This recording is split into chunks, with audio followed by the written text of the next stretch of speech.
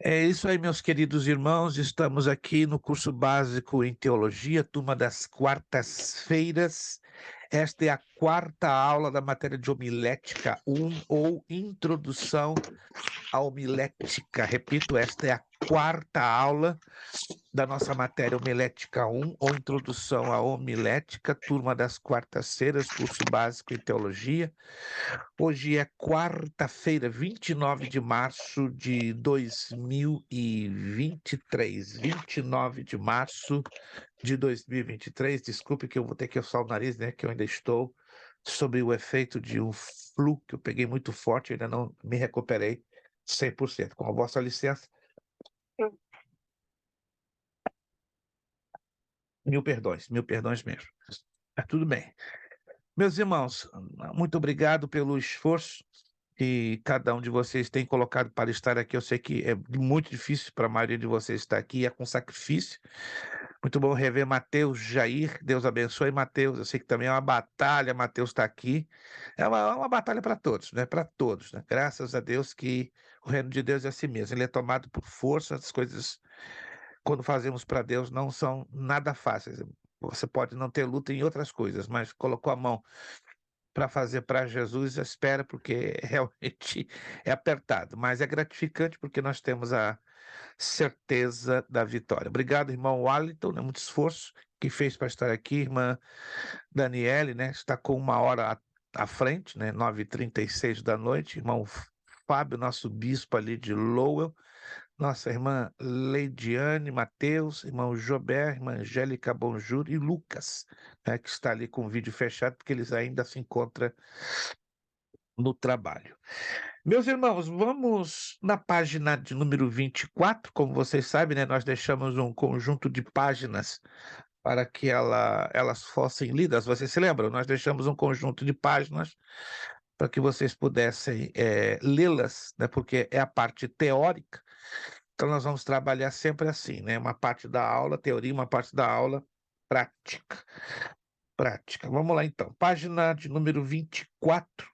Vamos, então, para a classificação dos sermões, né? Nós praticamente gastamos 3 aulas para dar um pontapé inicial sobre a homilética. Vocês observam que essa não é uma matéria muito fácil, não, é uma das mais difíceis do curso básico em teologia, né? Para vocês que desejam prosseguir para o médio, vão encontrar a continuação dessa matéria como homilética 2 no médio em teologia, né? Nós temos aí um conjunto de umas 6 a 7 matérias entre o básico e o médio que são bem difíceis, né? Porque são matérias de nível técnico. O bacharel temos muitas matérias de nível técnico e aí o bacharel realmente para chegar lá é para quem tem garra e determinação. Mas eu tenho certeza que aqui nesse grupo tem um grupo bom aqui.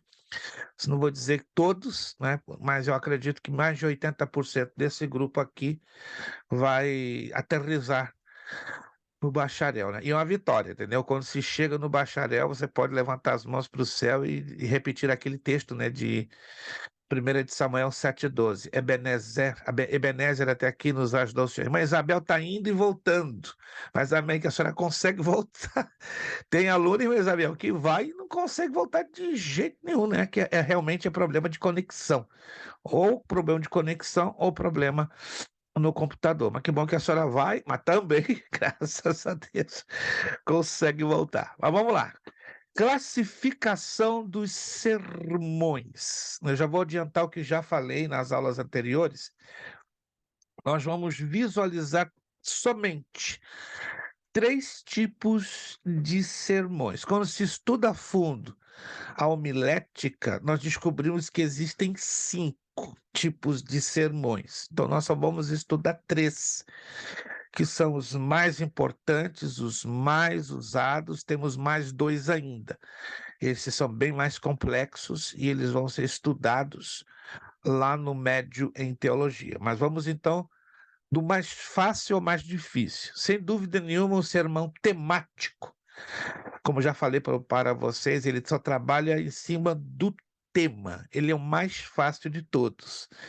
Depois vem o textual, que você é obrigado a ficar preso no texto, e não pode ser mais de 4 versículos. E o sermão expositivo, que ele é muito parecido com o textual. A diferença do textual para o expositivo é que o expositivo trabalha com mais de 5 versículos, ou seja, o expositivo ele exige bastante do pregador, um conhecimento do texto em si, do pano de fundo histórico, geográfico, cultural. É como fosse um mini estudo bíblico, tá? Na verdade, para quem gosta e tem apreciação em fazer estudo bíblico, sem dúvida nenhuma, o sermão expositivo, ele é a base, ele é a miniatura que vai ajudar. Mas vamos lá.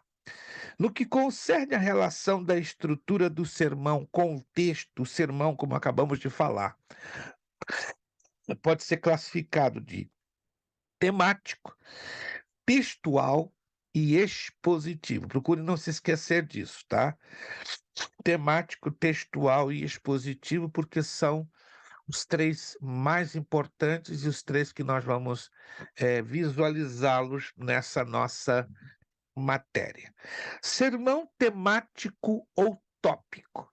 O tema é extraído de um texto e as divisões de outros. Assim, a sua ideia central é decorrente do texto lido.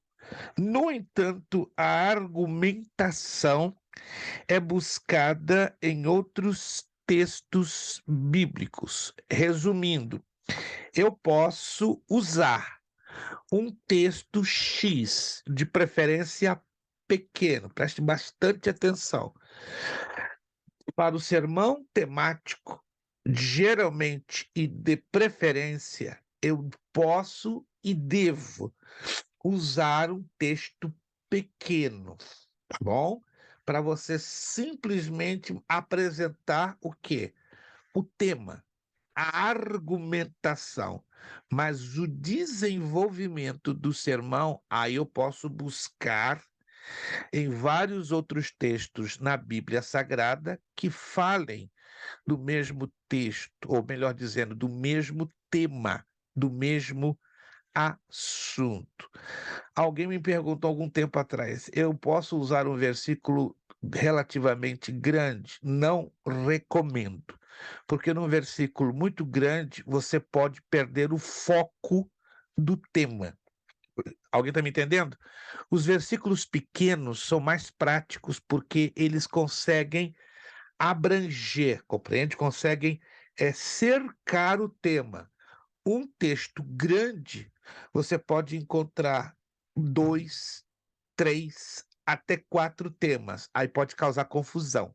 Alguém está me entendendo? É importante isso, tá?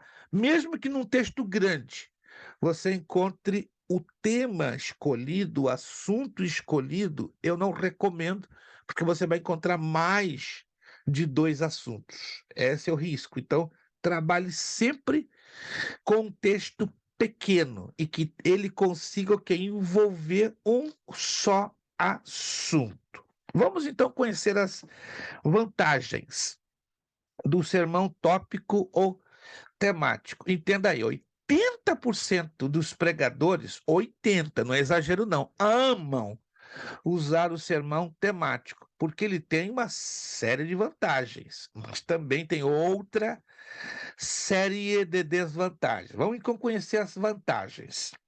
Número 1, possibilita, perdão, o aperfeiçoamento da retórica, ou seja, da forma de desenvolvimento do pensamento. É o sermão típico dos grandes oradores, tá? Os pastores que você conhece no mundo de língua portuguesa. Exemplo: Silas Malafaia, Hernandes Dias Lopes e outros, né? Que você aí pode ter a sua apreciação, admiração, referência nas redes sociais ou pessoalmente. Eles são amantes do uso do sermão tópico ou temático. Ele é prático, dá condições ao ministrador, ao pregador, a desenvolver amplamente, né, o assunto escolhido.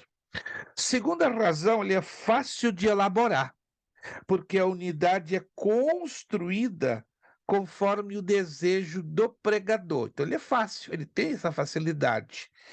Número 3, isso aqui pode ser engraçado, mas eu decidi fazer essa abordagem porque é um fato, entendeu? E contra fatos não há argumentos. Agrada a muitos ouvintes preguiçosos mentais.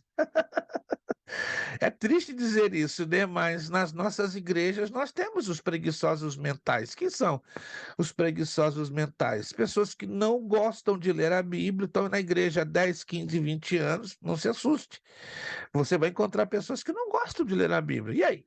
Até obreiros. Que isso, pastor? Ó, eu conheço evangelistas e presbíteros, eu nem sei como eles são, o porquê que eles são evangelistas ou presbíteros, eles não. Eu conheço 4, né? Aí em Massachusetts e 2 em Connecticut, que assim, olhando na bolota do meu olho, dizendo assim com a maior natureza, pastor, eu não gosto de ler a Bíblia. Vem cá, como é que é? Você é evangelista? Sou, mas eu não gosto de ler a Bíblia. Só preguiçoso no planeta. Assim, confessa com a carinha mais lavada. Eu fico, uau! Que coragem, né, que esse camarada tem para dizer que não gosta de ler a Bíblia. Já eu conheço 2 diáconos, né, em Connecticut, né, pastor, você pensa num livro chato. Assim, ler a Bíblia é chato demais. Como é que seu pastor me colocou como diácono? Não, é uma história muito longa, né? Deve ser bastante longa, né, para você ser diácono e não gostar de ler a Bíblia, olha. Depois eu fui conhecer o pastor dele, aí eu entendi tudo. E tive que ficar bem quietinho. Eu falei, ei, papai do céu, nessa igreja eu não vou ser convidado nem para dar uma saudação. E é um fato, né, até hoje, né? Eu não me autoconvido, visito de vez em quando, né, essa igreja, quando eu vou a Connecticut, mas nem no púlpito me dá oportunidade para dar a saudação. Eu me incomodo, entende? Aí os irmãos ficam, não, pastor, não estranho que nosso pastor não lhe dá oportunidade. Não, não estou correndo atrás de oportunidade, não, meu filho. Eu estou aqui para cultuar a Deus e está acabado. Mas eu sei por quê, fica tranquilo. Estou descansado, não sei.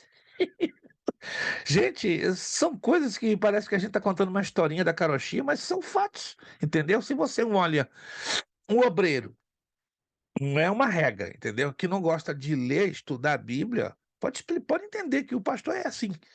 Tem casos que são excepcionais, né? Eu conheço pastores que são, ao contrário, não gostam de ler a Bíblia, mas os obreiros são amantes de leitura. E tem casos ao contrário, mas tudo bem. Isso são situações bem estranhas que encontramos e continuaremos encontrando.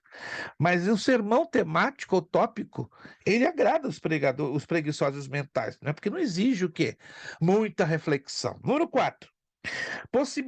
Possibilita que se esgote o assunto, que se encerre de modo completo. Eu não sei você, mas tem uma coisa que me deixa com os nervos à flor da pele, aquele pregador que começa um assunto entusiasmado, cheio de fogo, labareda, e no meio do caminho se perde e não consegue terminar o sermão. Já viu isso? Já teve esse dissabor de ouvir um pregador que começa lindo, parece que o céu está desabando dentro da igreja, mas ele não consegue terminar o sermão. Alguém já teve essa experiência? Eu já tive várias. É desagradável, você está ali, ó, esperando o fechamento da mensagem, falta tá suando frio das mãos, e o camarada no meio do caminho se perde. Ué, como é que se explica-se isso? Claro que se explica. E usando o sermão temático. Acredite se quiser. Bom, não há explicações, né, para uma pessoa se perder tão facilmente com o sermão temático. Número 5. Permite a discussão de qualquer assunto, pois as ideias vêm de fora do texto. Ainda, por exemplo, eu estou trabalhando com a temática fé. É muita coisa para eu falar sobre fé, né? Eu posso falar dos 8 tipos de fé, posso falar de um só tipo de fé, que seria a fé pequena, a fé grão de mostarda. Não, mas tem muita coisa para falar sobre fé. Então eu posso pegar um texto pequeno para dar a introdução, ok? E aí eu posso trabalhar com vários outros textos que vêm de fora falando da temática de fé. Essas são as vantagens, mas tem desvantagens? Claro. Agora, olha as desvantagens, os perigos no uso do sermão tópico-temático. Negligenciar a exegese da palavra de Deus não aplicando. O que é negligenciar a exegese? Ignorar o que o texto está querendo nos apresentar. Ou seja, não levar em consideração o que o texto originalmente quis ou colocar. Eu entendo que existem textos, preste atenção nisso aqui que você vai entender o que eu vou lhe colocar. Você olha o texto, lê e de cara já é facilmente interpretado. Alguém já teve essa experiência? Você está lendo um texto e ele é tão claro, ele é tão evidente que você não pestaneja duas vezes. Uau, é isso aqui. Está claro. Agora, tem textos pequeninos, veja só, pequeninos que você para, tranca, trava. Quem já teve essa experiência? Um texto pequeno, de umas 8 ou 10 palavras, e você fica totalmente travado. Alguém já teve essa experiência? Tem muito disso na Bíblia. Textos pequenos. Eu vou apresentar a vocês textos pequenos hoje, que não é assim, interpretou, entendeu, pregou. Não. Aí você é obrigado a fazer a exegese. Mas, pastor, como é que eu faço a exegese? Comentários bíblicos.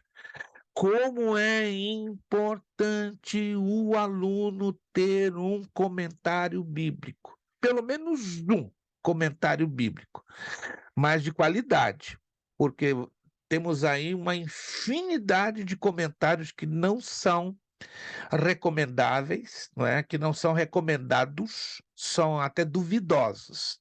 Aí alguém me perguntou, quais então seriam os melhores comentários bíblicos? Geralmente das Bíblias de estudo. Você encontra bons comentários bíblicos. Querem anotar aí? Eu vou citar algumas Bíblias de estudo. Vocês vão conseguir encontrar bons comentários. Exemplo, Bíblia Plenitude. Alguém já ouviu falar da Bíblia Plenitude? Excelentes comentários, muito bons, apresenta uma visão bem equilibrada do pano de fundo histórico, social, geográfico e dá até a significação das palavras nas línguas originais. Bíblia Plenitude, anote aí.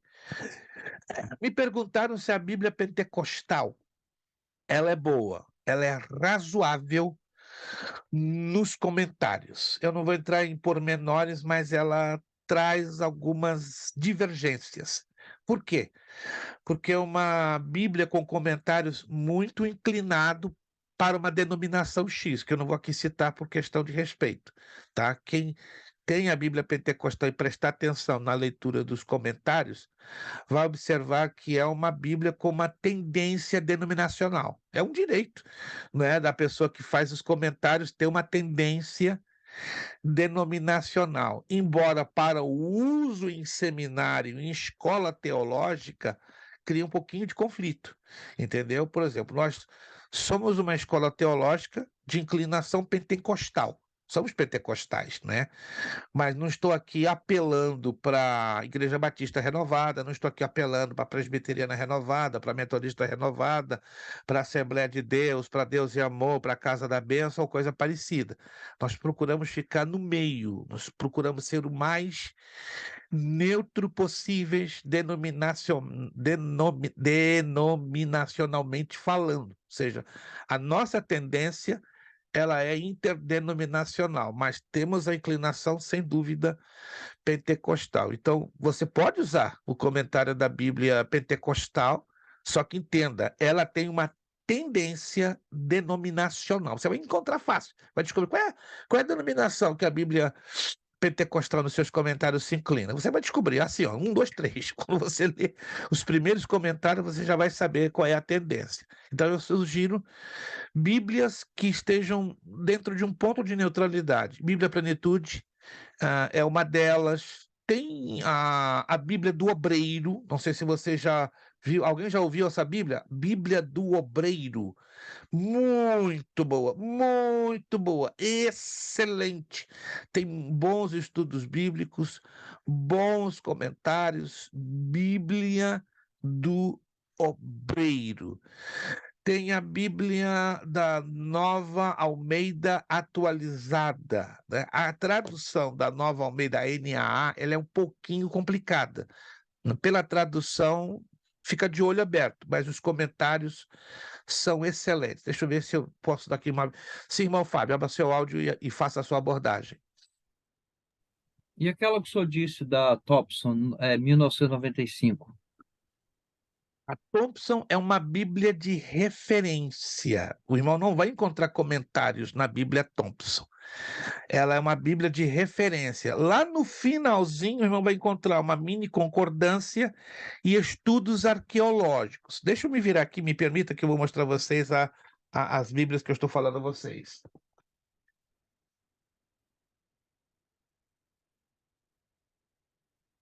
Se consigo tirar. Ok, essa é a Bíblia Nova Almeida atualizada. Entenda-me bem. A tradução dela é um pouquinho duvidosa. Já revisei quase 6 vezes, né? Eu tenho essa Bíblia já há 4 anos.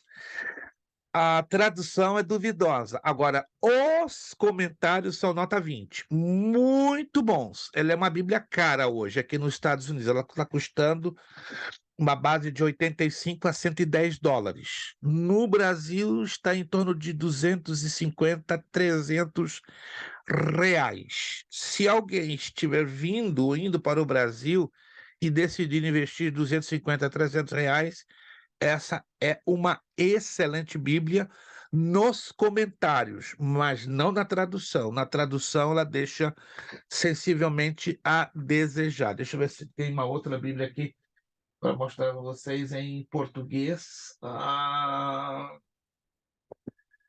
Bom, eu tenho muitas em espanhol e em inglês. Em português, confesso, eu tenho poucas Bíblias de bons comentários. Mas se você quer, eu tenho, né? Deixa eu ir lá. A irmã Isabel tá com uma bênção ali na mão. Vamos ver o que a senhora tem aí na sua mão.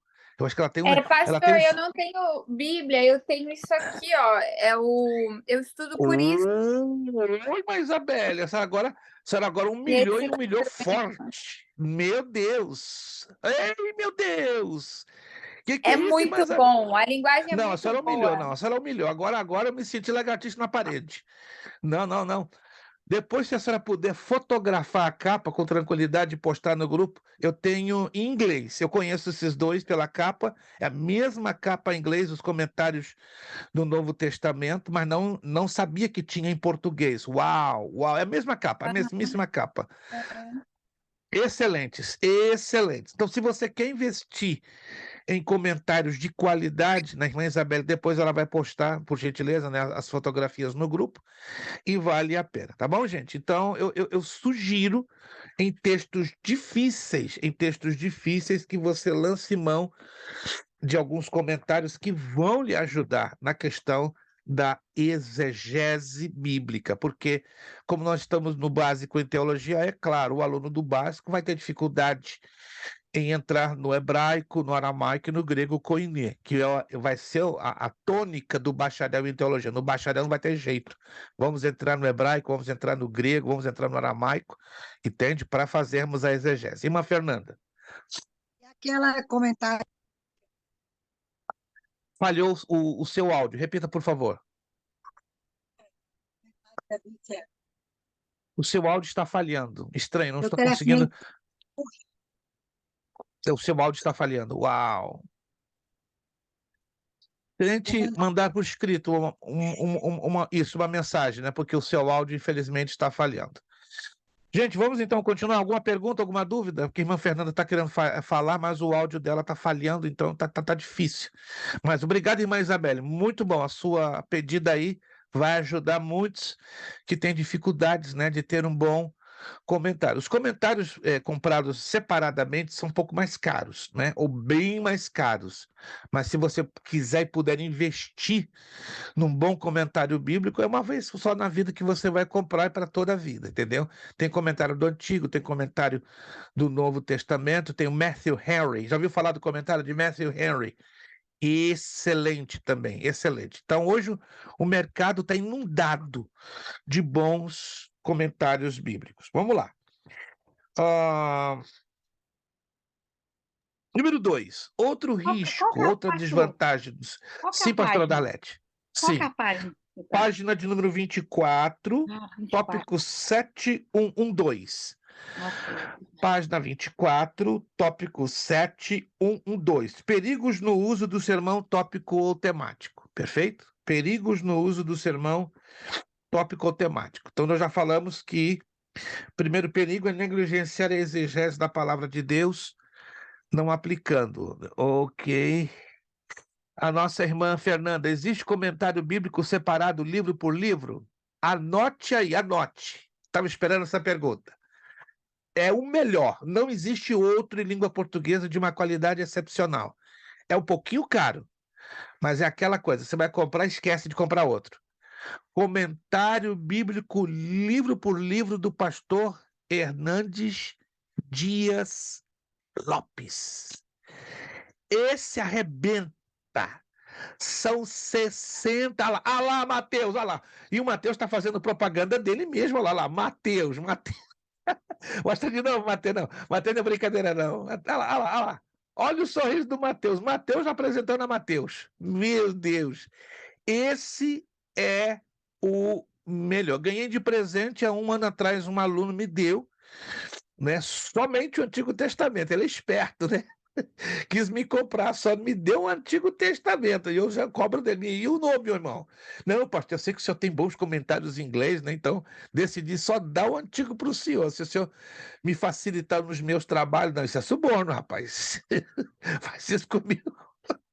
Não, mas é carinho, gente, é carinho, é carinho. Só o Antigo Testamento, se você investir aí um bom dinheiro, você vai gastar beirando $1.000, né? Nos 39 livros, né? Porque é um comentário por livro, não é não? Escreve aí, minha irmã, porque eu tenho encontrado ele bem caro, a menos que vocês o vendam por um valor bem mais acessível. Temos a coleção completa. Sim. Não sai $400.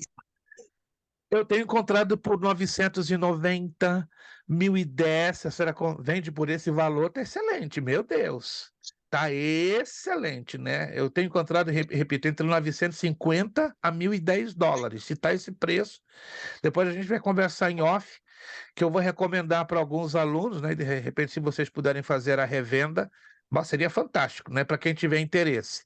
Tá bom, gente? Então, digamos, a diversidade de termos bons comentários está aí. Mas esse é o melhor comentário bíblico hoje em língua portuguesa, livro por livro, do pastor Hernandes Dias Lopes. Vamos lá.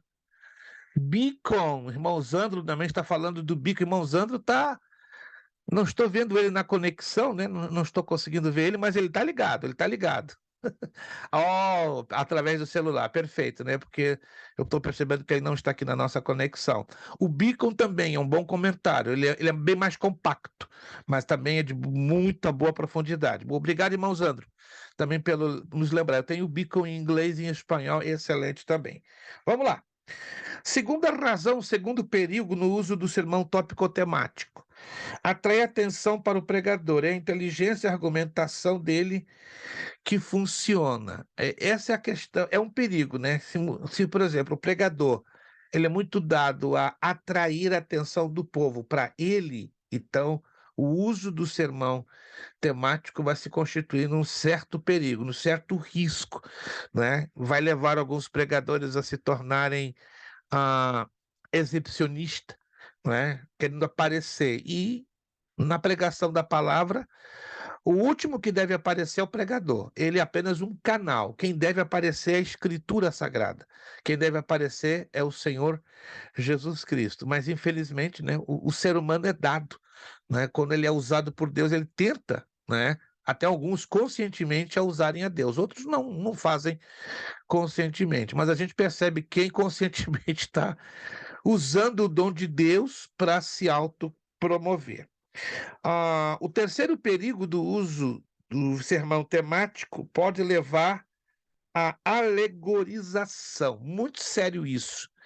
Tem muitos pregadores que pegam textos que deveriam e devem ser interpretados palavra por palavra, letra por letra. Por não usarem a exegese bíblica, eles vão alegorizá-lo, ou seja, trabalhar com um formato alegórico, simbólico. Aí distorce o significado e é perigosíssimo. Então eu não recomendo. Se você está usando um texto difícil, preste atenção, faça a exegese, busque ajuda de um comentário, de uma concordância bíblica. Não dê uma de esperto, né? Não estou entendendo, então eu vou colocar aquilo que eu acho. E alguns pregadores conseguem fazer isso, claro, levam a uma certa manipulação de massa, apresentando o que o texto em si não traz, porque é um texto difícil. Quem está me entendendo, gente?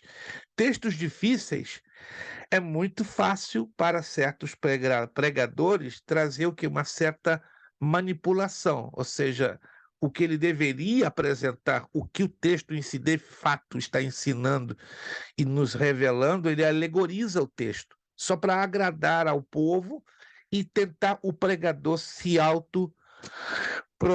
Então, essa é um grande problema, é um grande perigo, não é, do sermão temático quando o pregador não entende a profundidade do texto escolhido. Temos que ter cuidados, preste atenção nisso aqui, ó. Cuidados na confecção do sermão temático ou tópico. Número 1, o tema deve ser claro, específico e expressivo, pois tudo dependerá dele. 2, os argumentos devem vir. Isso aqui é importantíssimo, gente. Se puder anotar, isso aqui é importante, ó. Tem que vir em ordem, ó, progressiva. Inverta as divisões 1 e 3 do exemplo 1 e veja o que acontece. Dá problema. Não podemos inverter a ordem. Então, essencial, trabalhe com uma ordem progressiva, como fosse uma locomotiva. Não comece invertendo o sermão. Procure desenvolvê-lo dentro de uma ordem que faça um sentido lógico. Tá? Porque a Bíblia, no momento que ela está sendo exposta, ela tem que ser exposta com graça, obviamente, com espiritualidade, mas dentro de uma lógica que todos vão entender. Virando a página. Número 3.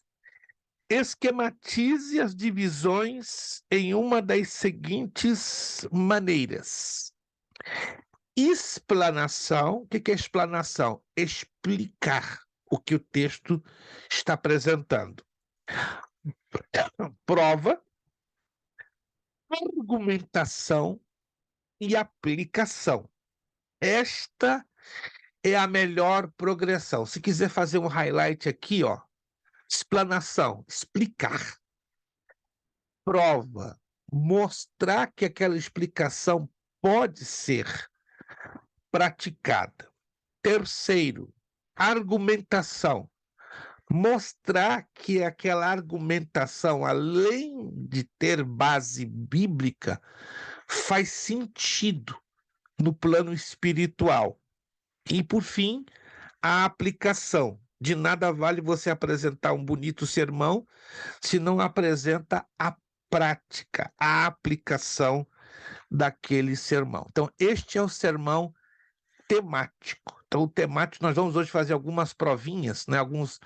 Já temos feito, mas vamos aumentar hoje a apresentação e a habilidade de fazermos, assim, bem rápido, alguns sermãos temáticos. Vamos para o textual.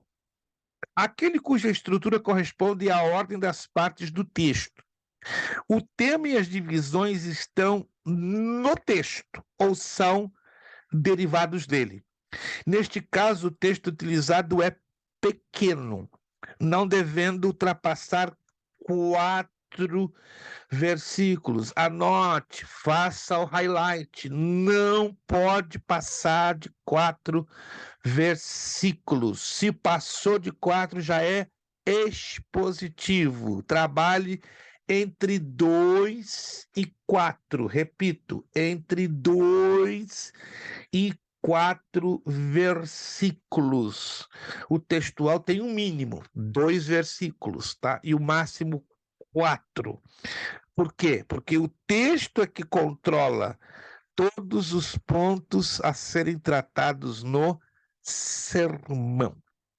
E aí vem o expositivo.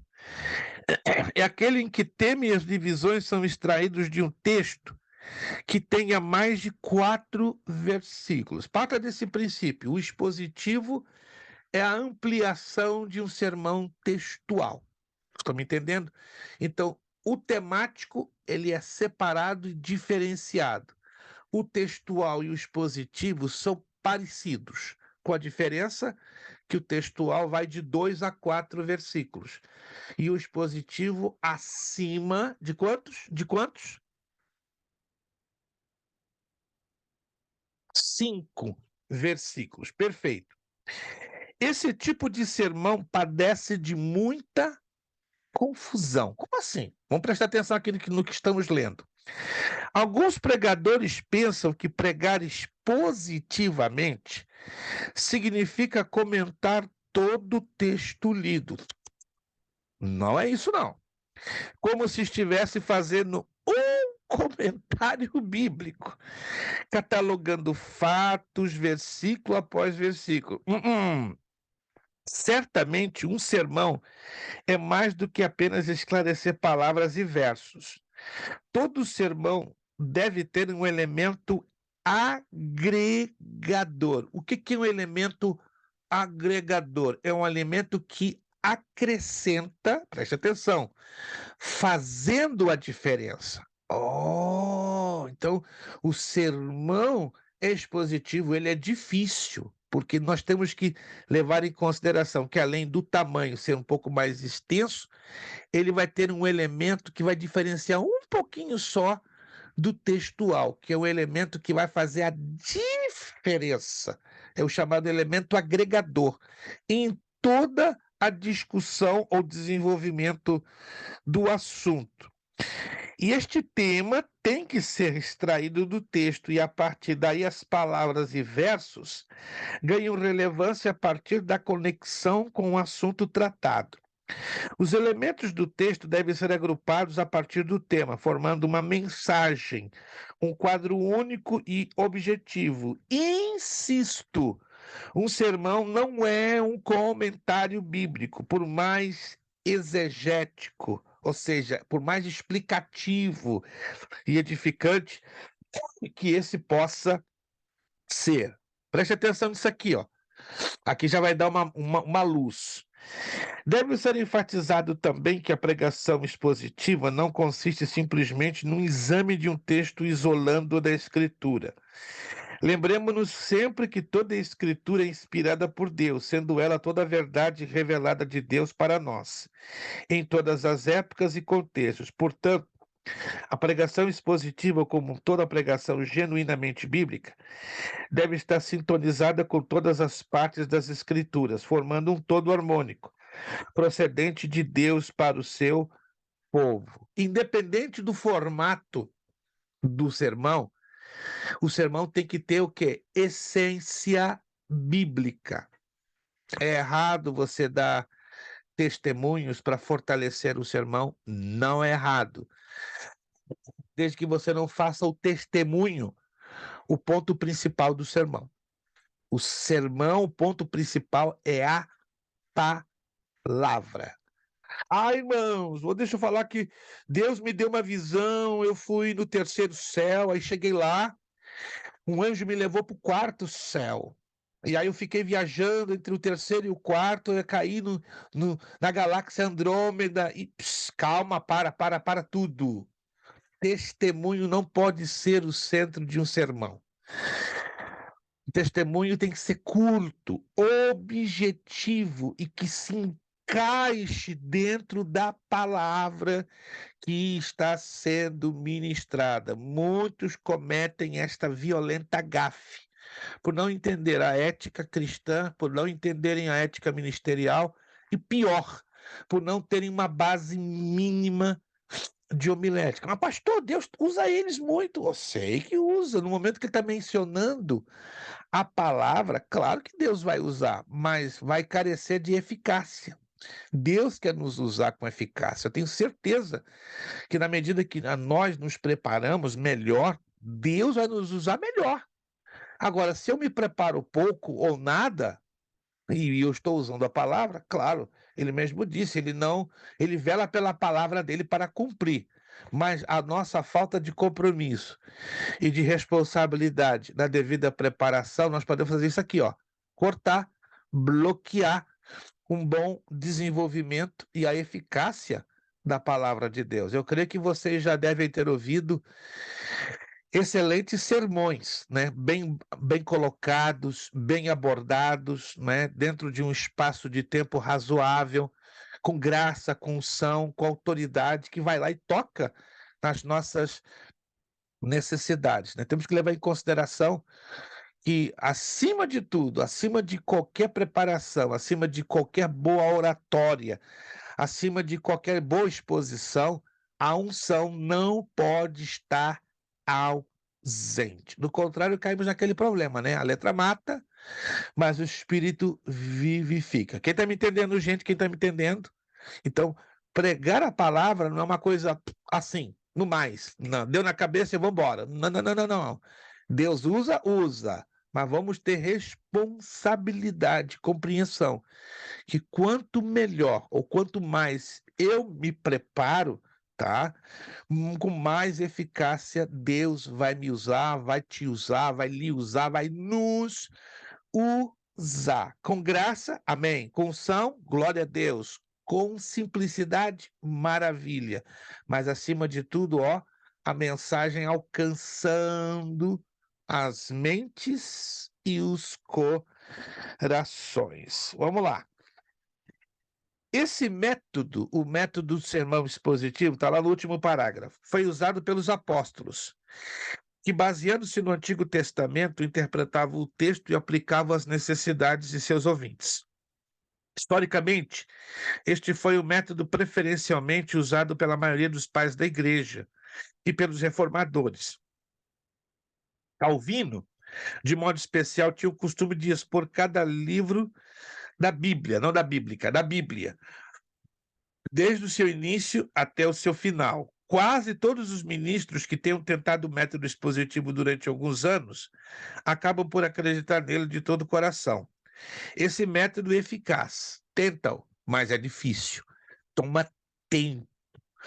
Tem pastores, por exemplo, eu conheço um pastor americano, é o pastor Charles Stanley. Não sei se você já ouviu falar dele, hoje é um senhor de quase 90 anos de idade, alto, magro, de óculos. Ele tem um ministério muito grande, o Fábio conhece, em Atlanta, Georgia. Ele é o único pastor americano que talvez você conheça outros, mas que eu conheço, que ele trabalha com sermões expositivos, né? Toda a igreja dele é impressionante. Ele gasta de 5 a 8 meses expondo um livro da Bíblia para a igreja. Ele está agora, porque eu acompanho ele tem um programa de televisão, né, no The Star. Ele está agora, se não estou enganado, nesse domingo ele vai começar o livro do profeta Isaías, 66 capítulos. Ele já falou, vou gastar 6 meses falando de Isaías. Rapaz, e é profundo. Eu já assisti ele falando sobre o livro dos Salmos. Gastou 10 meses. 10 meses. Então, é longo. Tem que ter um bom domínio do conhecimento do livro da Bíblia a ser abordado. Mas pensa nesse homem, 10 meses falando dos 150 salmos. Coisa linda, linda, linda. Quando ele entrou no Salmo 23, eu fiquei boquiaberto. Ele tirou coisas ali que eu tampouco sabia. E olha que sou judeu, mas ele foi numa profundidade tão grande, tão grande, tão grande, que eu falei, não, eu gravei pelo menos 4 séries, né, ou 4 pregações abordando o Salmo 23. Ele ficou 9 semanas só falando sobre o Salmo 23, 2 horas em cada semana. Eu falei, uau! Para vocês verem que a Bíblia, ela é uma riqueza. Quando eu e você nos decidimos a entrar na profundidade da Escritura, eu vou vamos dizer assim, quase num poço sem fundo. É que não tem como esgotar. Agora, o sermão expositivo, preste bastante atenção, tem limitações.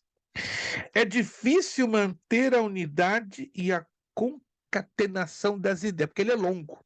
Ele é longo, então é bem complicado.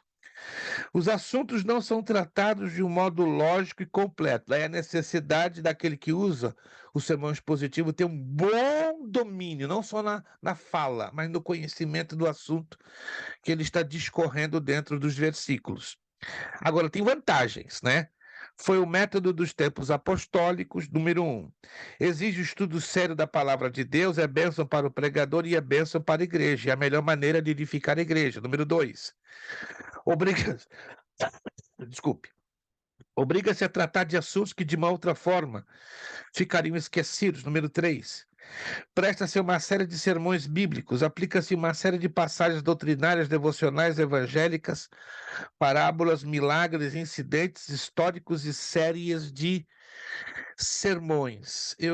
Entre 1980 e 1982, eu tive o privilégio, na igreja que eu servia no Rio de Janeiro, de pregar uma série de sermões baseados nas 53 parábolas de Jesus. Irmãos, eu viajei.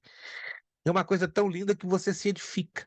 Você que está pregando, você cresce. É maravilhoso. Não sei se alguém aqui já teve a oportunidade de ouvir alguma pregação sobre as parábolas de Jesus. São 53. E eu gastei 26 meses numa igreja que, repito, eu servi no Rio de Janeiro, entre 1980 e 1982, só falando das 53 parábolas de Jesus. É uma riqueza que vocês não têm ideia, né?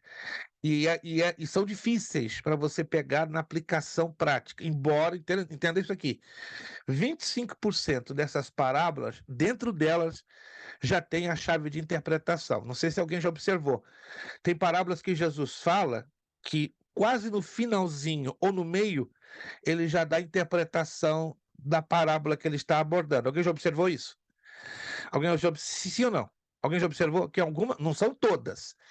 Tem parábolas que Jesus, por exemplo, a parábola do semeador. A parábola do semeador é linda, mas era difícil. Mas por ser tão difícil, Jesus já vai dar a interpretação, que são 4 tipos de solos, entendem? Ou de terrenos que vão cair a palavra de Deus, né? Então ele explica detalhadamente. Tem um grupo de parábolas, só por curiosidade, se vocês talvez se lembram, tem um grupo de parábolas que elas são 3. Elas são 3, mas elas falam praticamente do mesmo assunto. Alguém se lembra? Elas são 3, mas elas falam do mesmo assunto. Tanto que usa-se a mesma palavrinha, a última palavra ela está ligada ao mesmo assunto, mas com 3 coisas. Alguém se É a, lembra? é parábola do filho pródigo, das dracmas e esqueci a última. Ai, ai, ai, Jobé, eu ia dar 75 para ti, Jobé. Ô, Jobé, faz isso Da comigo ovelha não, Jobé. perdida. Vamos lá, irmã Angélica. Da Da ovelha ovelha. Da ovelha. Ô, irmã Angélica foi na frente, depois o Jobé fez o eco da ovelha. Dá um ponto para ela, Para porque não ela ser conquistou. injusto, eu vou dar 35 para a irmã Angélica e Dá um ponto pra 35 ela. para a Jobé. Pronto, eu quebro o negócio. Pronto, vamos. Não dá para cortar a criança no meio, né? Salomão tentou fazer isso, mas eu dou então 35 para a irmã Angélica, e a irmã Angélica vai dormir com um sorriso a mais, e irmão Jobé leva então 35. 35. Olha que interessante, né? É o chamado a trilogia das coisas perdidas, né? A dracma perdida, o filho pródigo, e que mais? Vamos lá? A ovelha perdida. Então, é a trilogia das coisas perdidas. E o mais interessante, né? São 3 situações, mas falam a mesmíssima coisa, né? Não sei se alguém já pregou sobre essa triologia, ou seja, sobre essas três coisas. É lindo, né? Para trazer almas aos pés de Cristo, né? Você dá a ilustração da ovelha, a ilustração da dracma e a ilustração do filho pródigo, que são coisas muito práticas, enormemente práticas. Vamos lá, então, vamos aqui à continuação. Suas exigências. Qual é a exigência de um sermão expositivo? São 7, ou seja, ele é exigente, mas é maravilhoso. É necessário determinar o texto. O texto precede o sermão. Diferença de um sermão temático e um expositivo nesse sentido. Então, o temático não precisa você determinar o texto, você tem que determinar o tema, o assunto. 2, é necessária a exegese do texto, interpretá-lo versículo por versículo, não fazendo comentário, mas sabendo exatamente o que você está falando, ok? Isso dá mais trabalho. 3, é preciso descobrir o assunto principal ou a lição principal. Isso dá trabalho. Se você está trabalhando com 10 versículos, você tem que ler demais, 1, 2, 3, 4 vezes até descobrir qual é o assunto que domina os 10 ou 15 ou 20 versículos que estão sendo usados. 5, deve-se evitar a multiplicação de minúcias de detalhes desnecessários. É importante que você entre com os detalhes, mas cuidado com os excessos de detalhes. 6, não gastar tempo demasiado explicando pontos difíceis. Muitos cometem esse erro, querem fazer um sermão bonito demais e aí não conseguem apresentar a temática que deve ser exposta para alcançar os corações. 7, não multiplicar a citação de passagens paralelas, no máximo como 3, tá? Se você está trabalhando, um exemplo, com 10 versículos, dê para cada versículo como máximo 3 passagens paralelas, não mais do que isso. Partes construtivas do sermão. Introdução. Introdução é a porta de ingresso ao assunto que o pregador vai tratar. Então, agora eu vou falar separadamente das partes que compõem um esboço de sermão. Então, introdução. Objetivos da introdução. A introdução visa despertar a atenção, o interesse e a simpatia. Como? Atenção. A atenção significa a direção, a concentração da mente num objeto. As primeiras palavras são fundamentais. Não gaste mais de 5 minutos para uma introdução. Se for um tempo além de 5, no máximo 7. Interesse. O interesse alimenta a atenção. A introdução está voltada para prender a atenção do auditório através da apresentação da relevância do assunto. Algo que se mostre digno de ser ouvido. Simpatia.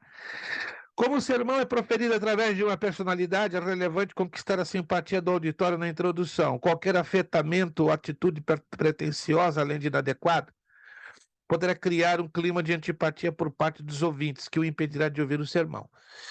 Tem pregadores que são exibicionistas por natureza. E aí eles... Não sei se vocês já tiveram essa experiência. Na introdução, eles falam muito de si. Quero cumprimentar os irmãos com a paz do Senhor. Eu sou doutor em teologia, sou mestre em teologia, sou mestre em divindade. Aí dá o currículo dele, como querendo impressionar. Que ele tem aquilo e aquilo e aquilo e aquilo e aquilo de cursos. Isso não é necessário, isso é antiético, isso é uma exibição de pretensionismo, né? Porque quem tem demonstra, não precisa ficar falando, e isso é errado, né? O centro do sermão, o centro das atenções tem que ser a palavra de Deus, tem que ser o Senhor Jesus. Não adianta você ficar... Pastor, então é errado se apresentar? Não, que você seja curto, objetivo, sucinto e simples. Pronto, não precisa ficar dizendo que você é doutor em teologia, que você é mestre em teologia, que você é mestre em divindade, que você cavalgou no cavalo de Elias, no redemoinho de Moisés, ou coisa parecida, como querendo cativar o povo. Outra coisa que alguns pregadores erram é que seriedade, cara fechada, é símbolo de santidade. Gostaria de cumprimentar os irmãos. Capaz do céu. Vale a pena um sorriso? Claro. Uma comunicação olho a olho com a audiência? Claro, irmãos. Tem pregador que olha só assim para frente.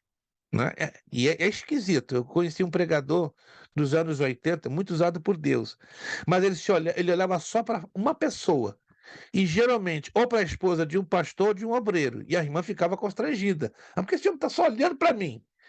O pregador não pode fixar a visão numa única pessoa, porque entre nós, cria um constrangimento. E enorme. Uf.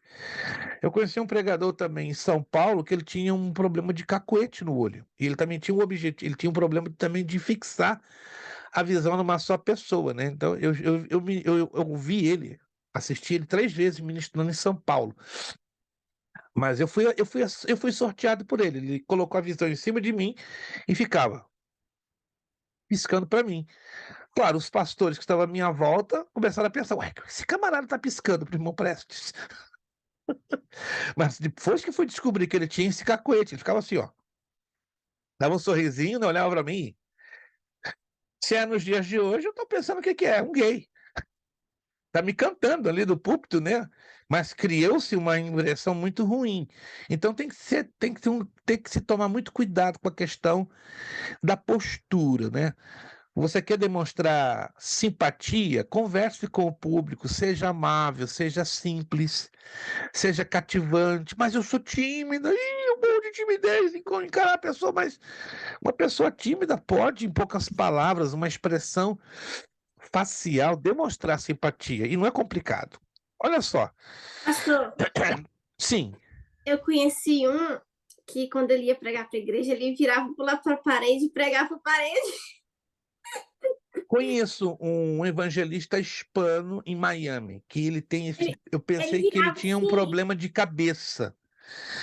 Mas é a forma como ele foi ensinado, né? Uma igreja cubana em Miami. Inclusive, eu estive há 4 meses atrás, há muito tempo que eu não revia ele, e eu brinco com ele, mas você não mudou nada, você ainda prega para a parede, né? E assim, gesticulando para a parede. E Deus usa muito aquele homem. Gente, que coisa impressionante. Ele prega com a cara para a parede. E pensa como Deus usa aquele homem. A igreja recebe, não me pergunte como. Eu fui lá, recebi uma graça de Deus, um torpedo do céu, e eu brinco com ele: Juan, não te entendo, tu miras para a parede, ou seja, prega olhando para a parede. Não é normal, gente, isso aí é bem anormal, mas você vai entender, você vai querer entender a ação de Deus em alguns pregadores. Não tente, a gente orienta, a gente ensina sobre homilética, mas tem situações que são excepcionais, né? Que ela sai fora do que entendemos por normalidade. Mas você que é tímido, você tem dificuldade de apresentar uma introdução, olha aqui essas 3 sugestões que nós aqui damos. Você pode trabalhar com uma desses 3 tipos de introdução: direta, indireta ou abrupta. Vamos lá. A introdução direta é aquele cujo conteúdo está relacionado diretamente com o assunto do sermão. Você pode gastar 3 minutos usando uma introdução direta. Bom, não precisa ir muito longe. A indireta é aquela cujo conteúdo tem apenas uma relação indireta com o assunto do sermão, e você consegue reduzir até para 2 minutos. E a abrupta, assim, é aquela que o pregador passa diretamente a tratar o assunto escolhido. Você pode gastar 1 minuto para apresentar uma introdução no estilo abrupto. Agora, toda introdução tem esses requisitos que têm que ser seguidos. Número 1. Deve ser pertinente. A introdução deve estar ligada ao assunto. Devemos evitar aquelas introduções que são usadas para todo e qualquer sermão mediante um simples toque. Cuidado. Cada introdução tem que ter a sua particularidade. 2. Deve ter uma ideia dominante. A introdução conduz diretamente ao tema. Ela é a porta de entrada ao assunto. Se você vai pregar sobre fé, tenha cuidado de saber introduzir sobre a questão fé. Se você vai falar sobre pecado, tenha cuidado como você vai introduzir o assunto pecado, e assim por diante.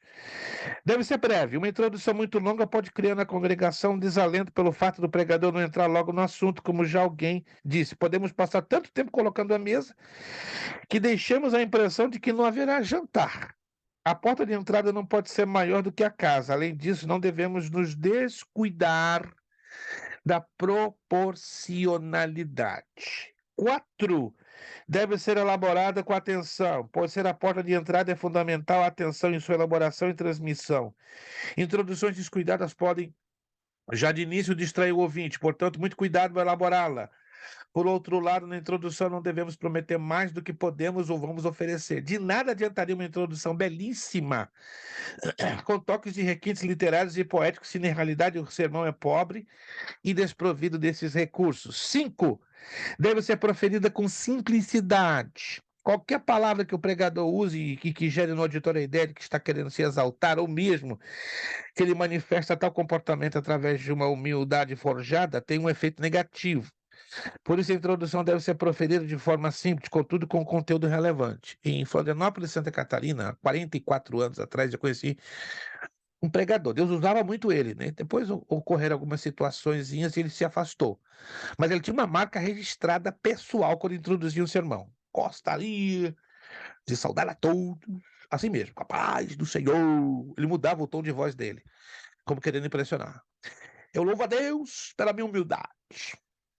Eu sou tão humilde que me orgulho de estar aqui com muita humildade para falar da palavra de Deus. E eu sou o melhor na humildade. Estão percebendo? Ele se exaltava, ele falava da humildade dele como fosse uma virtude, só que isso é uma prova de arrogância e de um comportamento antiético que criava, né, em algumas pessoas um profundo sentimento de antipatia. Então temos que ter muito cuidado com as introduções, elas têm que ser com simplicidade. 6. Deve ser proferida com calma, nada e nem muito lento. É natural que o pregador chegue diante do seu auditório ansioso por transmitir a mensagem que lhe custou tantos esforços e que está sendo tão relevante para a sua vida. Todavia, este entusiasmo ainda não é o do auditório. Ele terá que ser contagiado por esta verdade que o pregador quer transmitir. No entanto, isto obedece a um processo lógico, identificação da verdade e depois praticá-la. O que eu quero dizer é que, na introdução do sermão, a congregação, por certo, já tem ideia do que você vai falar, visto que as leituras, hinos e orações foram dirigidos para aquele ponto, contudo não partilham do seu conhecimento do assunto e, consequentemente, da sua emoção. Portanto, a introdução deve ser proferida com calma e não com indolência, dosando o ritmo da apresentação, conduzindo o auditório degrau após degrau até que tornemos comum a todos o mesmo sentimento. Eu não sei se vocês participaram de algum culto de igreja pentecostal. Eu participei de vários cultos da Igreja Batista Renovada no Brasil, aqui nos Estados Unidos também, e da Igreja Metodista Renovada. E uma característica que eles têm, dentre várias, muito curiosa, não vi isso em nenhuma igreja Assembleia de Deus ou qualquer outra denominação pentecostal. Os hinos que são usados, os cânticos, os corinhos, estão todos ligados, todos interrelacionados com a mensagem que o pregador vai abordar. Alguém já teve essa experiência? De você chegar e ouvir vários hinos, 3, 4, 5, e observar que todos eles têm uma mesma relação temática. E aí você se surpreende na hora que o pregador entra, porque ele vai estar pregando exatissimamente o que se cantou naqueles 4, 5 ou 6 corinhos. Alguém já teve essa experiência? Ou não? Mas isso é uma raridade. Não é muito normal. Sim, irmão Jobé. Na Igreja Batista Renovada, quando eu estava lá no Rio, o pastor, ele sempre dava o tema da pregação dele para o Ministério de Louvor. Sempre. Todo culto, principalmente culto de domingo, ele dava o tema da palavra que ia ser ministrada ao Ministério de Louvor. E o Ministério de Louvor tinha que buscar músicas ou coisa parecida nesse sentido. Eu lembro muito bem, muito claramente disso. E isso ajuda demais no momento que o pregador apresenta a palavra, porque o ambiente espiritual já fica o quê? Preparado, estão entendendo? Já fica montado, é uma coisa linda, entende? É uma liturgia? É, mas acredite, funciona e muito bem, e muito bem. Nesse aspecto até já me chamaram, pastor, só tem cara de batistão. Eu não me ofendo. Eu tenho um cara de batistão pentecostal. Porque as 5 igrejas que eu, pela bondade de Deus, né, administrei, né, 2 na Argentina e 3 no Brasil, eu fazia essa mesma metodologia, ou seja, eu dava para o grupo de louvor exatamente, meus irmãos, hoje a mensagem é essa que eu vou ministrar no domingo. Então, vocês se virem. Procurem os hinos que se encaixem com essa temática, né? E às vezes, quando a temática era escatologia, Deus o livre, os pobrezinhos ficavam desesperados, né? Ficavam de domingo a sábado buscando os que são. Tem bons hinos da vinda de Jesus, arrebatamento, mas não são muito abundantes, né? No cantor cristão são poucos. Na harpa cristã já encontramos um pouquinho mais. Os corinhos são mais difíceis, muito mais difíceis, mas é uma parte litúrgica, é recomendável, desculpe, que uma igreja possa usar. Não é uma obrigação, mas ela tem um efeito bastante positivo. Bom, eu não vou continuar porque já são 9h40, aí nós teríamos que falar sobre a narração, explicação, tipos de narração, então eu não vou trabalhar nessa parte, né, porque já seria um detalhamento muito extenso, que aí eu quero deixar que vocês leiam, por favor, né? A partir do 7.22, por favor, anotem aí. Vai ser a parte que você vai fazer, então, leitura do 7.22, então, na página 28, por favor. Então, você leia esse 7.22 até o final deste capítulo, que vai bater exatamente na página 35. Então, a partir daí, por favor, 7.22, leitura, página 28, até o finalzinho da página 35. Na próxima aula, a gente vai falar um pouco sobre os bons hábitos na pregação, né? Estamos praticamente como fechando essa apostila, né? Mas nós temos ainda 2 aulas pela frente, e as 2 aulas que temos pela frente, nós vamos trabalhar bastante com a questão do exercício dos sermões. Deixa eu mostrar para vocês aqui na tela 2 tipos de sermões, tá? E também a gente vai trabalhar com alguns de vocês aqui ao vivo no desenvolvimento de outros sermões, né? Porque, eu repito, nós temos que fazer essa aula num sentido bastante prático. Deixa aqui eu compartilhar a tela com vocês. Eu vou compartilhar isso no grupo. Perfeito. Todos estão visualizando o PowerPoint? Todos estão enxergando? Vamos lá. Todos estão enxergando? Isto. Perfeito. Eu quero convidar você a abrir a sua Bíblia no livro de Gênesis. Livro de Gênesis, não, desculpe, o Salmo 23. Vamos então para o Salmo 23, que pelo sermão temático. Isso, desculpe. Salmo 23. Inclusive, já falamos um pouco sobre o Salmo 23. Muito conhecido. Facilmente memorizável. Qualquer um consegue memorizar o Salmo 23. Ok, esse é um sermão de natureza temática. Preste atenção, esse é um sermão de natureza temática. Ele é uma exceção, porque por ser um salmo, e ele está todo interligado, todo entrelaçado, então ele tem 6 versículos. Então ele é uma exceção dos sermões temáticos, né? Porque o sermão temático temos que trabalhar com o tema, e não com a sequência de versículos, porque aí caberia bem para um sermão textual, tá? Então vamos trabalhar com provisão no deserto, seria o título desse sermão. Aí eu explico o título, a provisão que o nosso pastor Jesus nos dá. O Salmo 23 diz: o Senhor é meu pastor, nada me faltará, ele me faz repousar em pastos verdejantes, leva-me para junto das águas de descanso, refrigerar minha alma e guia-me pelas veredas da justiça por amor do seu nome. Ainda que eu ande pelo vale da sombra da morte, não temerei mal algum, porque tu estás comigo. O teu bordão e o teu cajado me consolam. Preparas-me uma mesa na presença dos meus adversários.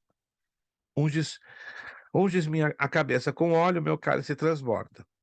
Bondade e misericórdia certamente me seguirão todos os dias da minha vida e habitarei na casa do Senhor para todo o sempre. Eu estou usando a Almeida Revista Atualizada. Vocês observaram que há uma diferença, né? Geralmente se lê a tua vara e o teu cajado, mas na Almeida Revista Atualizada você não vê vara, Você lê bordão. Interessante. Quem está certo, bordão ou vara? Os dois. Mas a tradução é definitivamente para bordão. Então vamos lá. Vamos destrinchar esse sermão temático. Provisão no deserto é o tema. O texto escolhido, Salmo 23. Nós dividimos ele em 9 partes. Aqui eu cometi um erro, né, de colocar 4, mas é 4, 5, 6, 7, 8, 9, na verdade 10. Então a numeração correta seria de 1 a 10. Mas vamos lá. Número 1, descanso. Versículo 2. Ele me faz repousar em pastos verdejantes. Descanso faz parte da provisão que Deus pode, quer em Cristo, nos dar no deserto da vida. Então, descanso. Ele me faz repousar em pastos verdejantes. Número 2, refrigério. Refrigério entra no versículo 2. Leva-me para o junto das águas de descanso. Né? Refrigério é alívio, é ter a sede dessedentada ou alcançada ou saciada no meio de um período sem água, um período de sequidão, não é? Isso tem muito a ver com a provisão no deserto. Número 3, restauração. Versículo 3, refrigera minha alma. E nós sabemos que a alma fala da nossa mente, das nossas emoções, da nossa vontade, e muitas das vezes o deserto da vida nos desgasta, nos estressa, e como precisamos, não é, de restauração. Número 4, conselho. Conselho. Guia-me pelas veredas da justiça. Quando estamos passando uma tribulação no deserto da vida, precisamos de orientação, não é verdade? Precisamos de uma direção. Precisamos de um conselho. E aí daí tiramos do versículo 3, guia-me pelas veredas da justiça. Aqui seria o número 5, né? Companheirismo. Deserto é lugar de amizade? Deserto é lugar de andarmos juntos? Não. É um lugar deserto, é um lugar onde vemos vastidão, areia, calor e, sobretudo, falta de companhia. Mas Jesus, o nosso pastor no deserto, nos traz o que é companheirismo. Tu estás comigo. Número 5, 6, porque eu vou fazer a mudança da numeração e vou passar para vocês.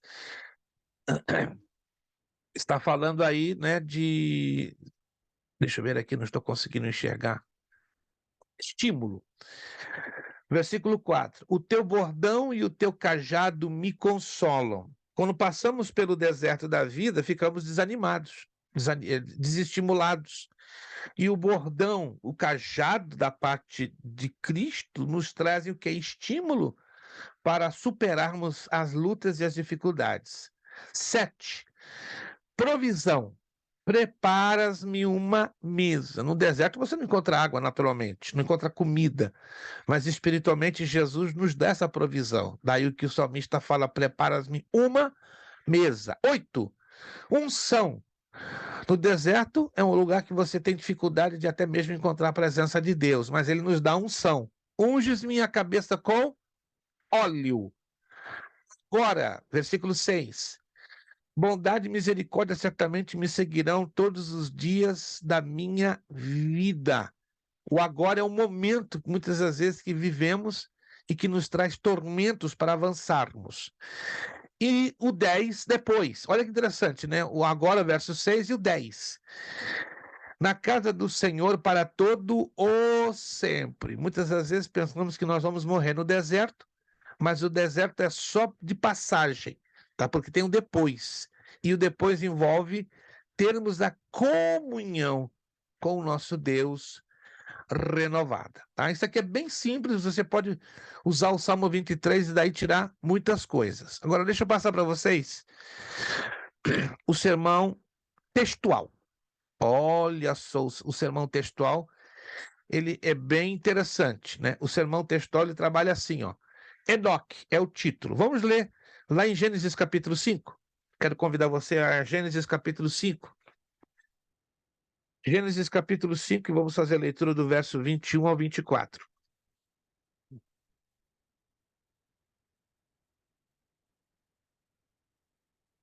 Gênesis capítulo 5.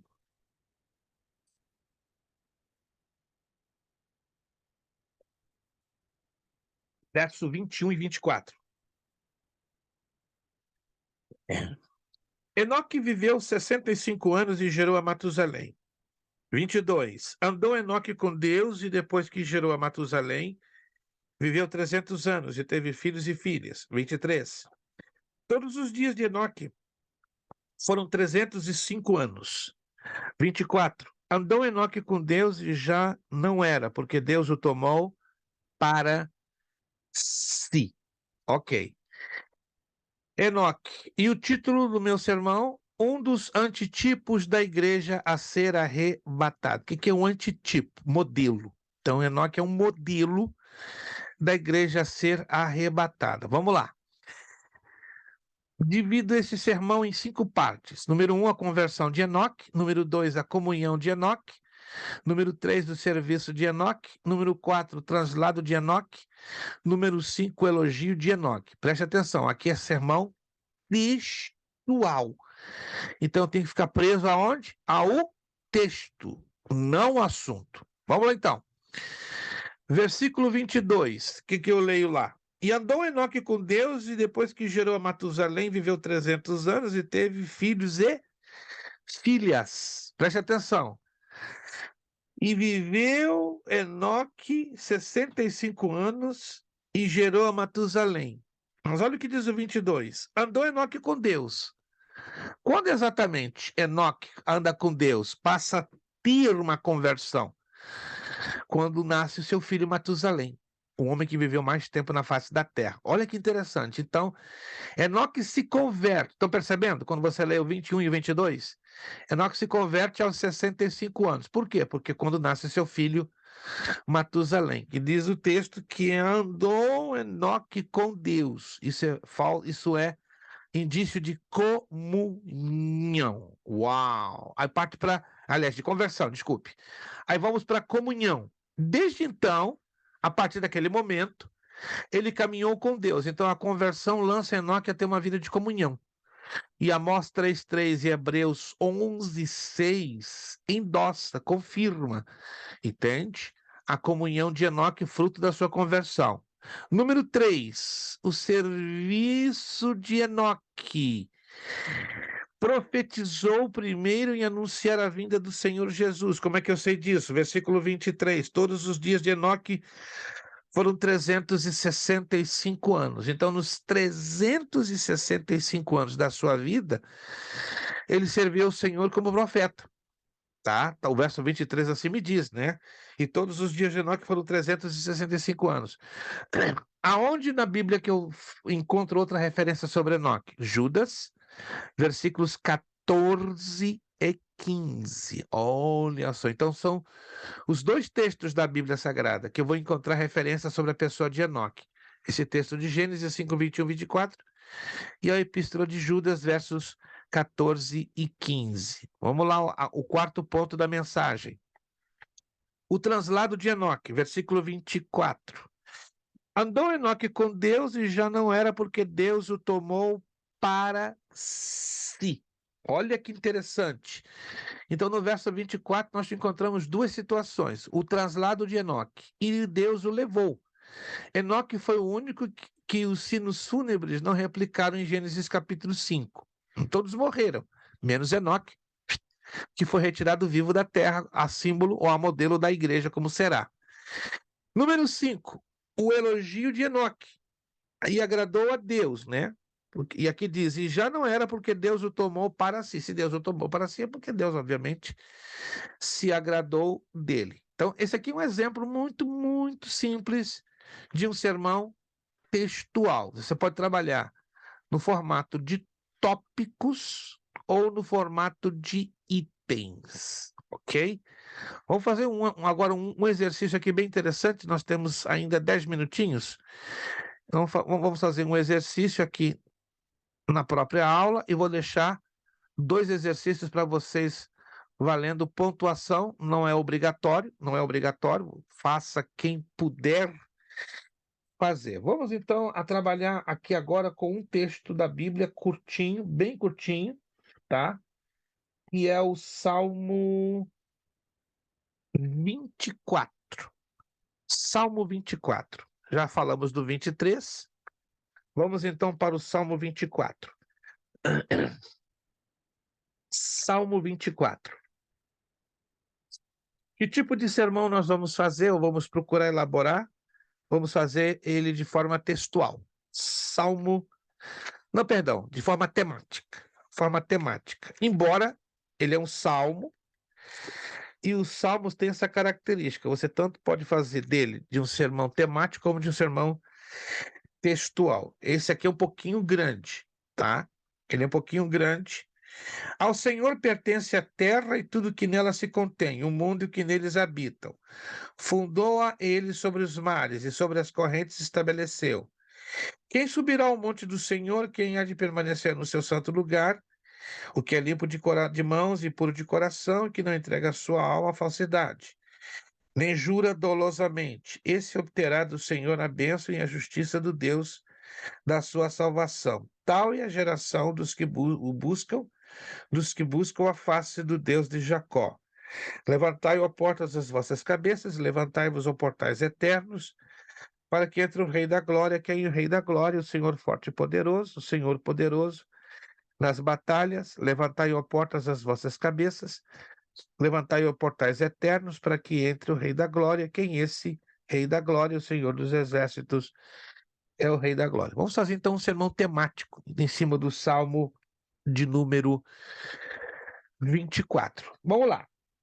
Aqui tem um tema que domina todos esses 10 versículos. Não sei se você já percebeu aí. Tem um tema que salta aos olhos. Esse tema está ligado a Jesus. Que o Salmo 24, já vou adiantar para vocês, está falando da pessoa de Jesus Cristo. Alguém já percebeu isso? Quem já percebeu isso? Quem já percebeu? Isso, o Salmo 24 já estamos aí dando uma boa introdução. Está falando da pessoa bendita do Senhor Jesus Cristo. Então, o Salmo 24 é chamado de um salmo messiânico. O que é um salmo messiânico? Ele profetiza aspectos da vida ou do ministério do Senhor Jesus Cristo quando ele realizou ou na terra ou na eternidade. Então já sabemos que aqui está se referindo à pessoa do Senhor Jesus.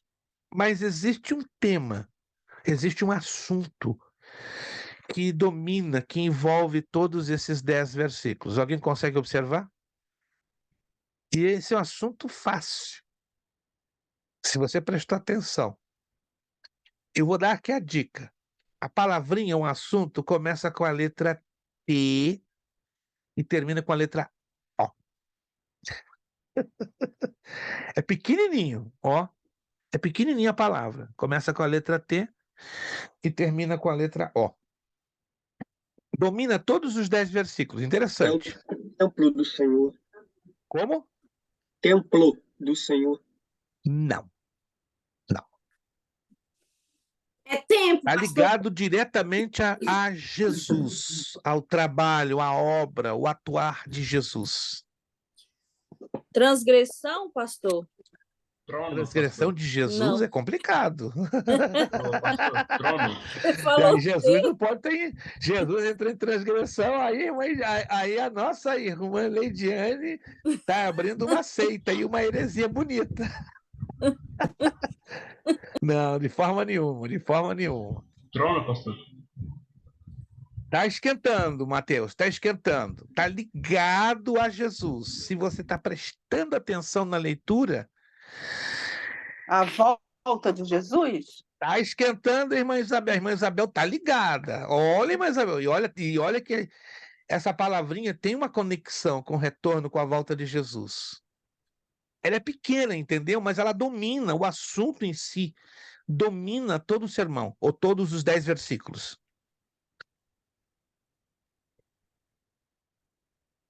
E está ligado a uma ação específica do Senhor Jesus. Eu sei que em 10 versículos dá um pouquinho de trabalho e em pouco tempo analisar, mas eu já vou adiantar vocês. Triunfo. Triunfo. Presta atenção quando você lê o Salmo 24. Cada um dos 10 versículos aponta o quê? Para o triunfo do Senhor Jesus. E aí nós poderíamos dividir em 3 partes. Como é que eu encontro nesses 10 versículos o triunfo do nosso Senhor? Primeiro nós vamos encontrar o triunfo do profetizado. Que? Subir ao monte do Senhor na terra. É o que diz os versículos 3, 4, 5 e 6. Se quiser anotar, isso aqui é interessante. Vamos montando juntos o sermão. Então, o Salmo 24 teria o título Os Triunfos de Cristo. Uau! Presta atenção, então. O título do Salmo 24, por ser um sermão temático, Os Triunfos de Cristo. Esse é o título. O texto, já sabemos, Salmo 24. Vamos dividir, então, em 3 partes. Tópico 1, tópico 2, tópico 3. Tópico 1.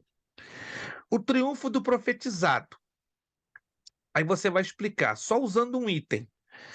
Subir ao monte do Senhor na terra. Seriam os versículos 3, 4, 5 e 6. Aí você explica, se refere à sua entrada triunfal em Jerusalém e ao templo no monte de Sião. Aí você pode usar os textos de Zacarias 9:9 e Mateus 21, 5:12. Se você puder escrever, escreva. Depois, se alguém perder o fio da meada, eu posto no grupo, para você ter a visão do sermão montado. Isso aqui é um sermão temático. Então, primeiro tópico, o triunfo do profetizado. Aí eu vou trabalhar com os versos 3, 4, 5 e 6.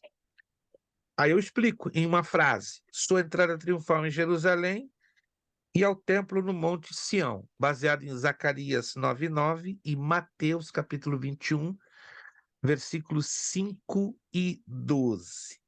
Segundo tópico, lembre-se que eu estou usando aqui agora algarismos romanos.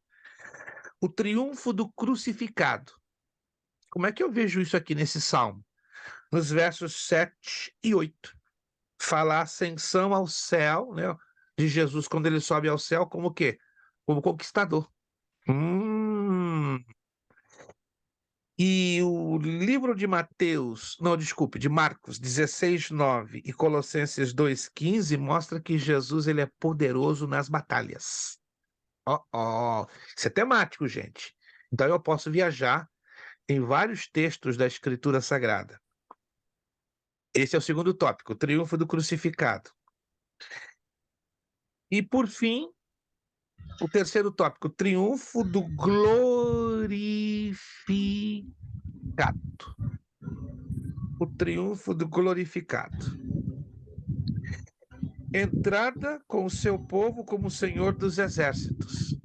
Aí eu posso mencionar Salmo 24:9 e 10 e João 14:3. Então esse é um sermão temático um pouquinho mais elaborado. Vou dar para vocês agora 2 textos pequenos, por favor. Prestem atenção, 2 textos pequenos, para você então elaborar 2 sermões temáticos, mas vão ser 2 textos pequenos. Primeiro texto pequeno, anote aí. Números, capítulo 6, é bem conhecido. Versos 24, 25 e 26.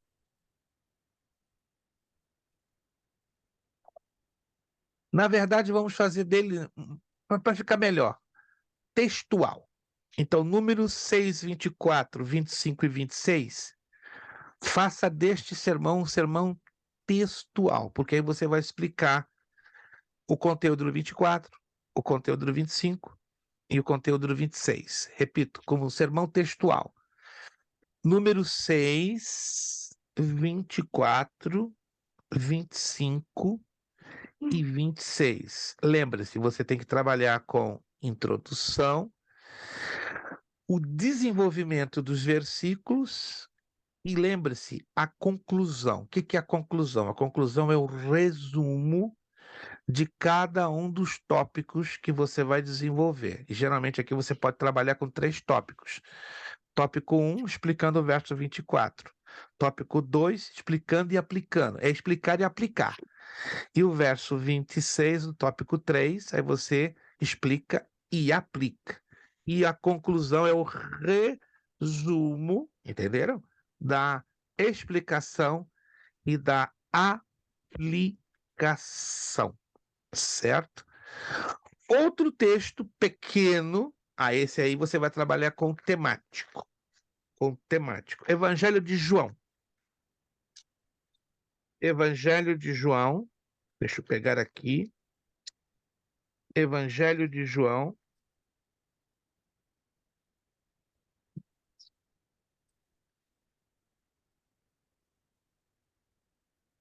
Capítulo 17.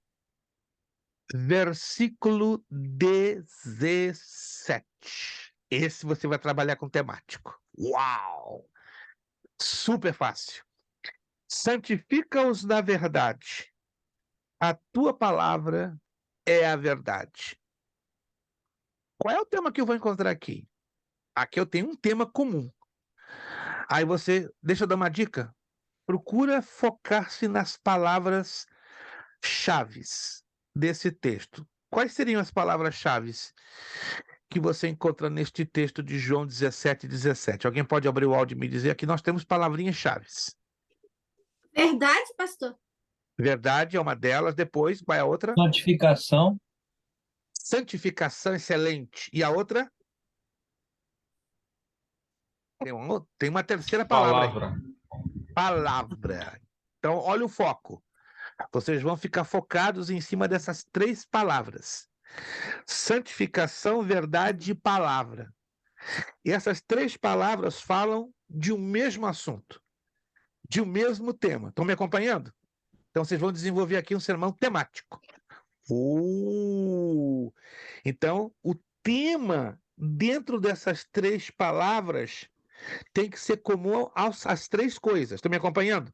Tem que ser comum a verdade, tem que ser comum a palavra, tem que ser comum a santificação. Vocês não podem se distanciar. É um sermão temático. Estão percebendo? É pequenininho o texto. Mas qual é o foco? Em cima dessas 3 palavras.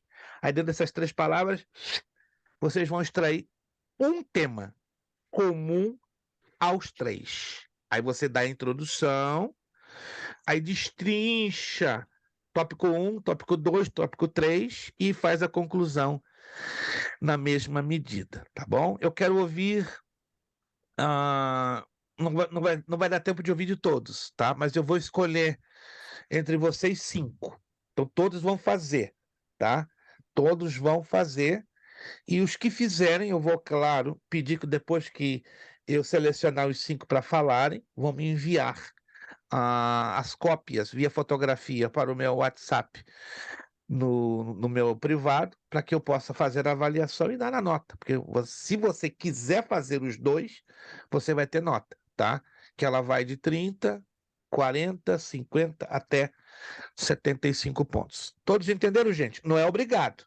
Não é obrigado. Mas quem se dispor a fazer o esboço dos 2 tipos de sermões, eu vou avaliar. E aqui na aula eu vou escolher 5 de vocês. Então, quem quiser fazer, faça e venha preparado, porque 5 de vocês eu vou escolher para usar de 3 a 5 minutos para fazer uma rápida apresentação, tá? Bem rápida, não pode passar de 5 minutos, do sermão temático ou do sermão textual, tá? Então, repito, sermão textual, o Salmo 24, anotaram? Salmo 24, e o sermão temático, João 17:17. Alguma dúvida? Pastora, não é número 6?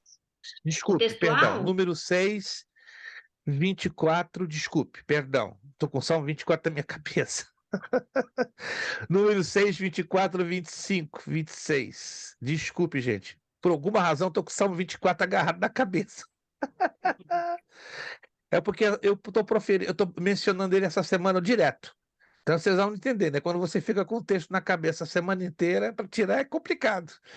e mais velho como eu, só Jesus na causa. Não é como Gilberto, né? Gilberto tá ali, ó, fresquinha a cabeça dele. Eita, Jesus!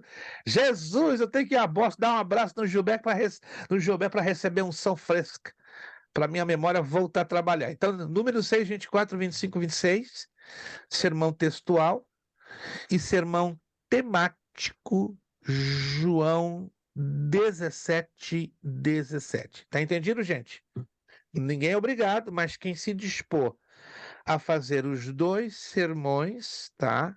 É fácil. Você vai mandar depois a cópia fotografada no meu WhatsApp, e aí eu vou fazer a avaliação e vou te dar 30, 40, 50 ou 75 pontos. Aí vem preparados que 5 de vocês, né? Eu vou perguntar, irmã Núbia fez? Fez. Então ela vai trazer aqui de 3 a 5 minutos a exposição do sermão dela. Irmão Fábio fez? Fez. Amém. Então ele vai trazer rápido, de 3 a 5 minutos. Irmão Gilberto fez? Fez. Entendeu? E os demais que não forem escolhidos, que fizeram, então vão me enviar de qualquer maneira para eu dar uma notinha de reforço, de bônus para vocês.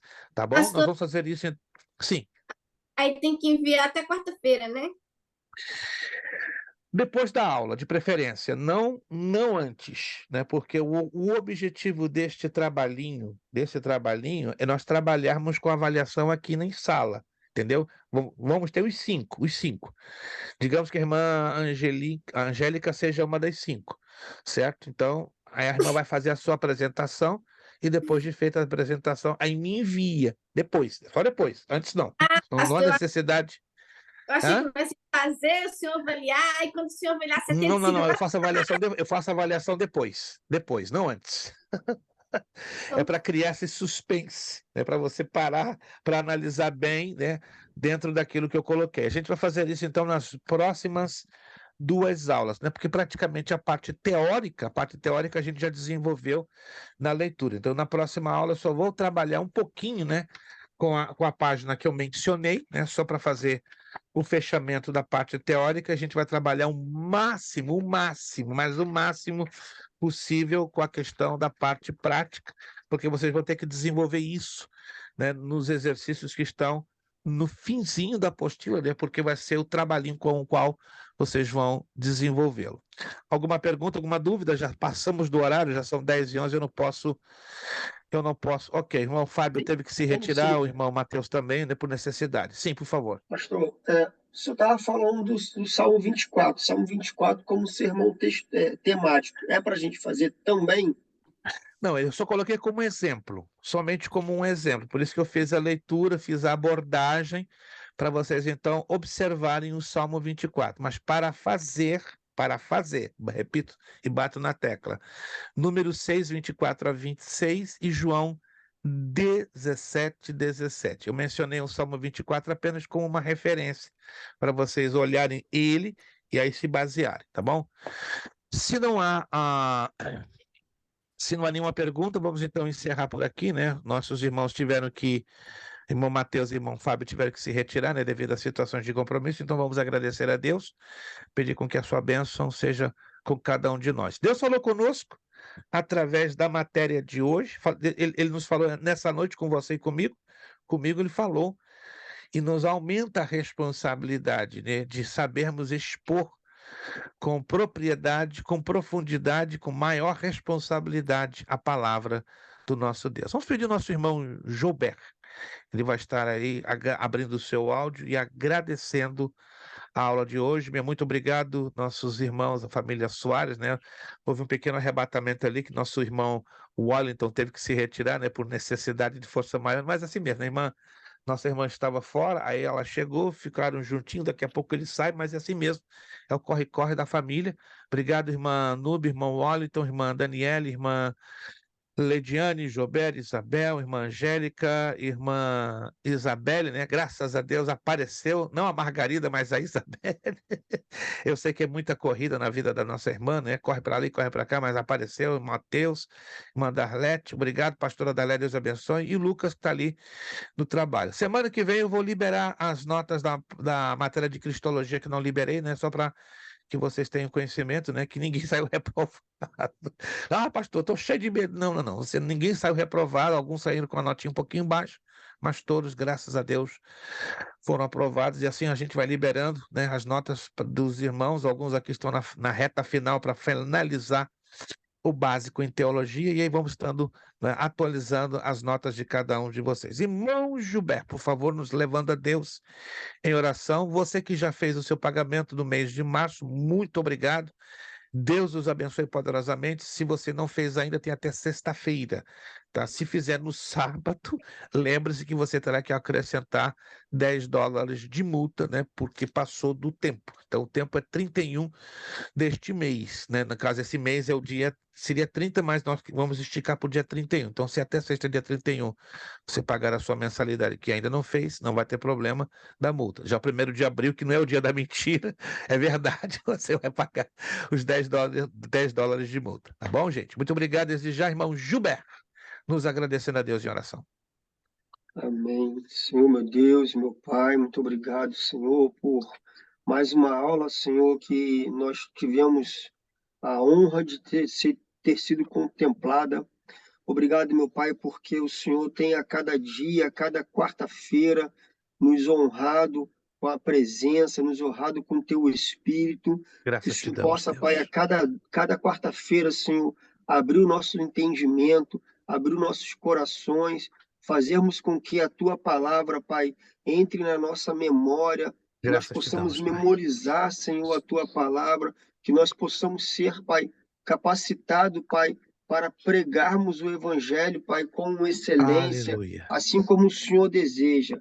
Pai, abençoa o pastor Preste, abençoa a Escola Bíblica Bereia, que tudo possa haver, Senhor, como Tu queres, que o pastor Preste possa estar, Pai, disposto a cada manhã, a cada noite, Pai, para Glória a divulgarmos, Deus. Senhor, da Tua palavra, que, Pai, que possa, Pai, ter um crescimento, Senhor, da Tua escola, que outros alunos possam chegar, Senhor, Para a para tua honra e para a tua abençoar, glória. Senhor, Pai, que tudo possa ser, Senhor, conforme o desejo do coração do Teu servo. Abençoa a família dele, Em nome abençoe, de Pai, Jesus. nossas famílias. Entregamos, Pai, essa noite em Tuas mãos, que o Senhor seja engrandecido, Pai, neste lugar. É o que nós pedimos e agradecemos em nome de Jesus Cristo. Amém. Amém e amém. Nosso lema: seriedade, Seriedade, compromisso, compromisso, disciplina. disciplina, Seriedade, seriedade, compromisso, compromisso, disciplina. disciplina, Seriedade, seriedade, compromisso e compromisso, disciplina. É disciplina. necessário que ele cresça É necessário que e que eu diminua. eu diminua. É necessário que ele cresça É necessário e que eu diminua. É necessário que ele cresça É necessário que e que eu diminua. E a Deus damos o quê? A honra, a glória e o poder. Muito obrigado, Deus os abençoe. Ótima quarta-feira, ótima semana, ótimo abençoado fim de semana e até a próxima quarta-feira. Isso mesmo, já estaremos no mês de abril, dia 5 de abril. Deus os abençoe. Obrigado pelo seu voto de confiança. A paz do Senhor. Beijo no coração de cada um de vocês. I love you so much. Muito obrigado.